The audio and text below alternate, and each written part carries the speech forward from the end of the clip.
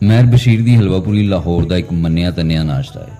अज करीब साल बाद ही अदे दा रुख कीता है ते जिहड़ी चीज़ मैं अज ऑब्जर्व की वो है कि इन्हां दा जिहड़ा पूड़ा है ते मटन टिक्की है उन्हां दोवां दा टेस्ट बहुत ही कमाल है।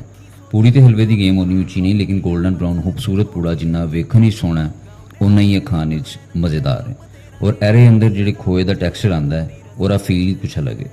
और बंदा महर बशीर ते आए और इन्हों के गुआढ़ तो मज़ेदार पेड़ियां वाली लस्सी ना पीए तो समझो तो फूड ट्रिप अधूरा। तुसीं इन्हां पेड़ियां की रंगत वेख लो, तुहानूं पूरे लाहौर च ना तो इहो ਜਿਹੇ पेड़े मिलणगे तो ना ही इहो ਜਿਹੀ पेड़ियां वाली लस्सी मिलेगी। बहुत ही रिफ्रैशिंग लस्सी है, खासकर अजकल के मौसम में कलेजे तक ठंड पा देंदी है।